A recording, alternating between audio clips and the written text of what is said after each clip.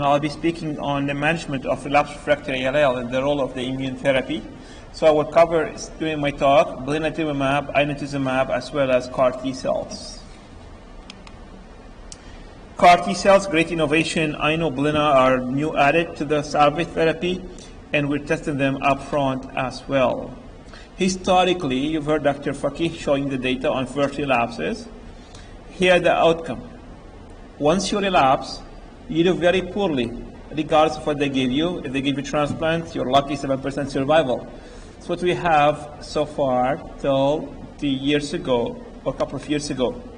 And then historically, if you look at the salvage chemotherapy in relapse in ALL, in salvage 1, around 40% may respond to therapy. Survival at best 7 months. Of course, the odds of responses are lower once you move into different line of salvage, as well as survival, where survival is only 3 months. So there was an unmet need for these patient populations. Then we opened the portfolio of what's called immuno-oncology in ALL, where we go target different epitopes expressed on the B cells, among them CD20 rituximab, for example, CD52 in the old days alemtuzumab, CD22 calicheamycin plus CD22, that is adenosine, and the CD19, we have a blinatumomab capturing T cells, activating T cells to attack the B cells. So what do we have for relapsed refractory ALL in 2018? I still believe we should refer every patient to clinical trials. You should not treat them with single agents, and must confess, I never used inotuzumab or blinatumomab single agent in a relapsed refractory setting. pH positive, I discussed it. For here the drugs approved so far in the USA, blinatumomab received the first approval back in December 14, inotuzumab in 2017, as well as CAR T cells. And during my talk, I covered these 3 drugs.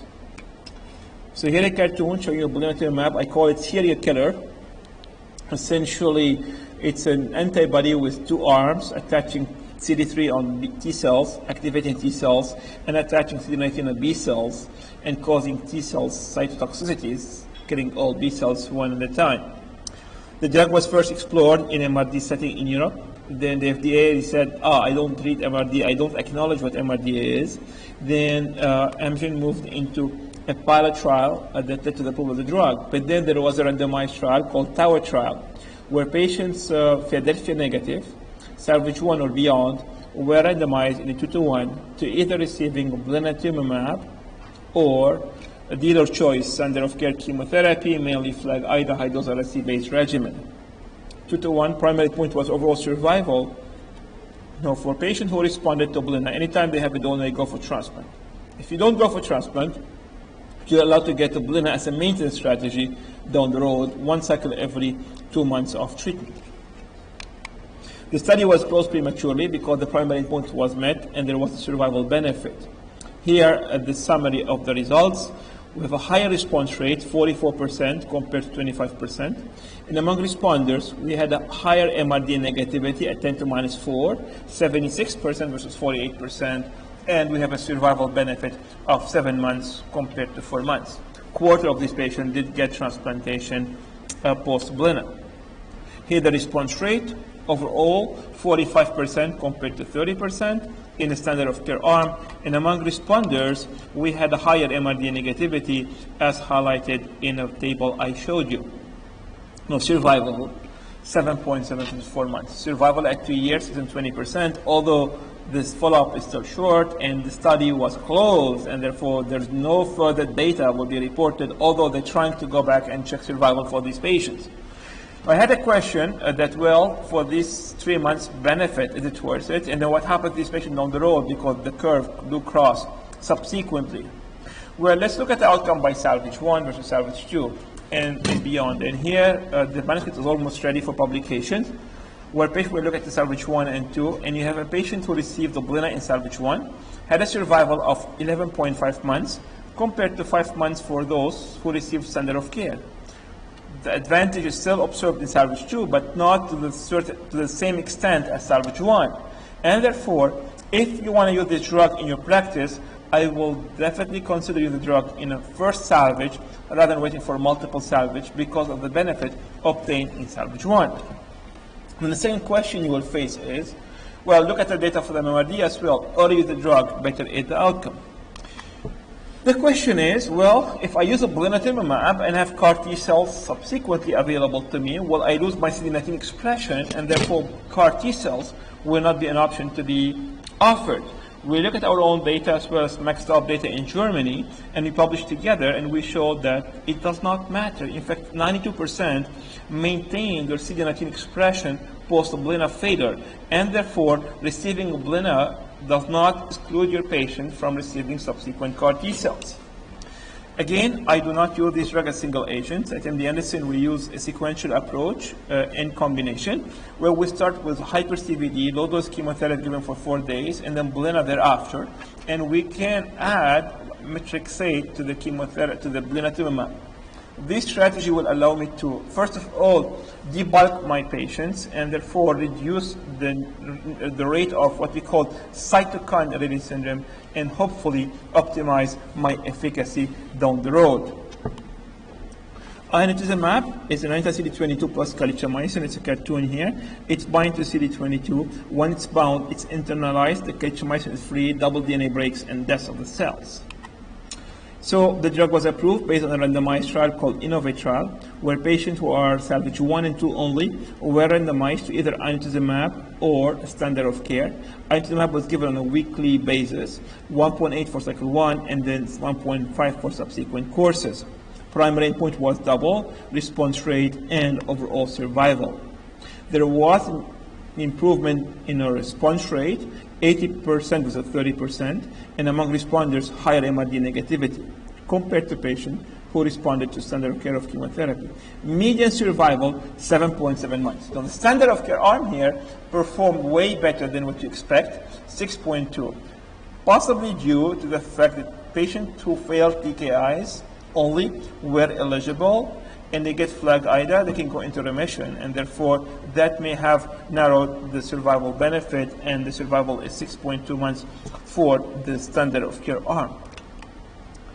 And the 2 years follow-up will be published soon. Here you look at the data at 2 years, 20% versus 10% for a standard of care.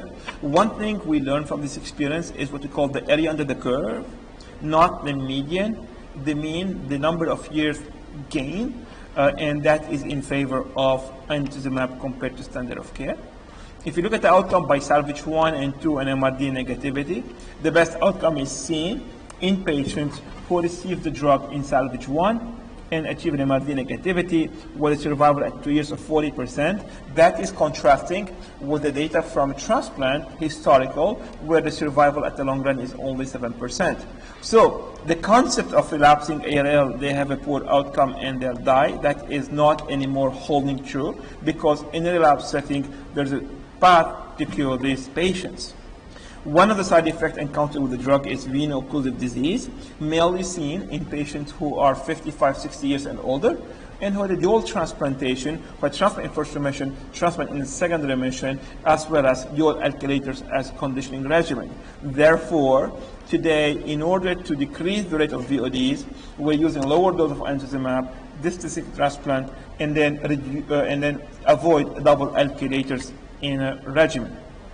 As I said, we never use the drug single agent, so we combine it with low-dose chemotherapy because they have different safety profile, and therefore we build mini hyper-CVD, low-dose, no anthracyclines, 50% reduction of the cyclophosphamide as well as the steroid, and we reduce methotrexate cytarabine by a major way, 70 and 80%, and we give at the beginning inotuzumab on a monthly infusion for practically times 4. And this is our regimen at the beginning, 8 cycles, 4 INO at the dose essentially were 1.8 and 1.3. Later on, we reduced it for VODs, and we were not successive with that. So what we did later on, we kept the chemotherapy, but we went for 4 courses, and we added the inotuzumab at a weekly lower dose, total dose 2.7, which is a third of the dose approved. And then we added the blinatumomab for 4 cycles during consolidation, and then 3 cycles during maintenance. And here the schema, where we have 4 cycles of hyper-CVD plus INO weekly, 4 cycles of blinatumomab, and then a maintenance of 1 year plus 3 cycles of of blinatumomab. Total dose is 2.7, 0.9 for cycle 1, 0.6 subsequently. Here are the results so far. 20% had failed transplant already. Median age in the 40s, although you can have patients up to age of 87. Half of the patients were in salvage 1, and all have high expression of CD22. Response rate. This is salvage, not frontline, where you can have 80% response rate. We did not improve on the response rate compared to single-agent anituzumab, but I will show you where we had the impact. MRD negativity is quite high of 80%. Treatment was tolerated for relapsed refractory setting, and here the survival of 3 years of 34%, median being 12 months. So historically, we have 7.7 months. At MD Anderson, 6 months. We improved survival to 14 months here with the combination. If you look at the outcome by salvage, 1, 2, and 3, salvage 1 patient, they have a 2-year survival of 53%, median being 25 months. This is never seen before. The data from historical is only 7% cure rate at the long run. And here you have patients in whom really you can offer some effective therapy. Then we look at the salvage 1 setting.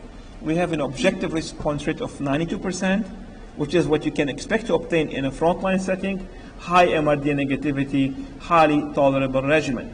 So this is a first salvage with a high response rate.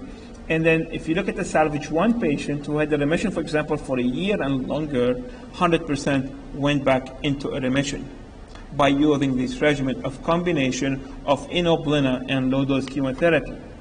And here the survival curve at 2 years, 54%, median being 25 months.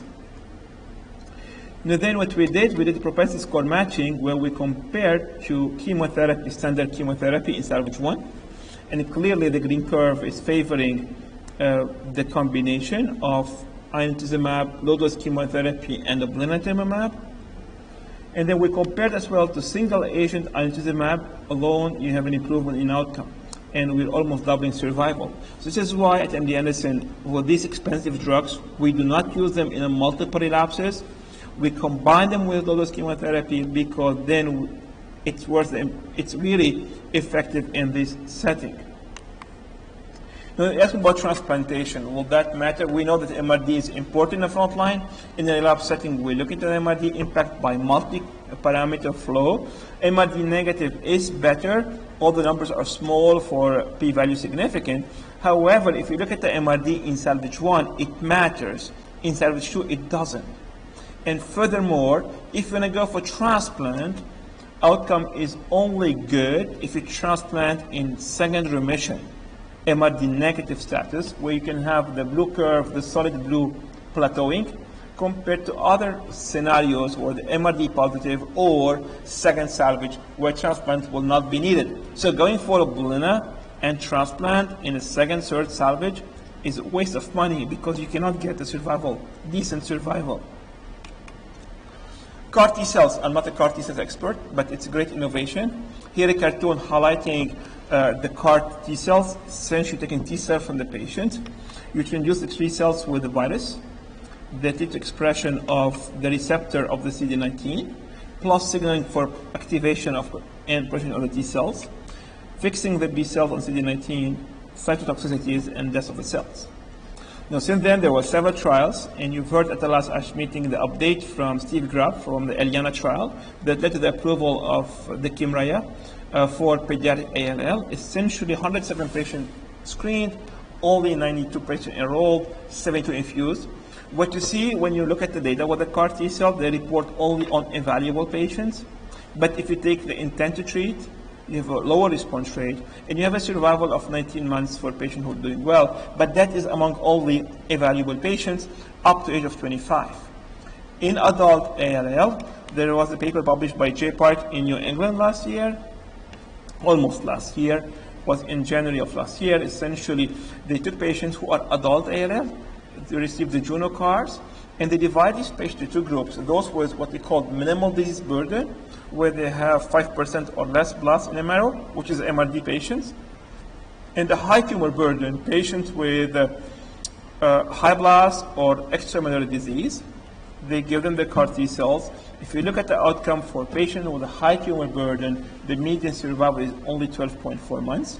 The neuro events are about 30 to 40%. So it's a great concept. I don't think in ALL, adult ALL, it's working as much as in lymphomas and myelomas. That remain to further be explored. So in conclusion, for relapsed refractory disease, we have a very effective therapy. I think the efficacy is mainly in salvage 1, not in a multiple relapse setting.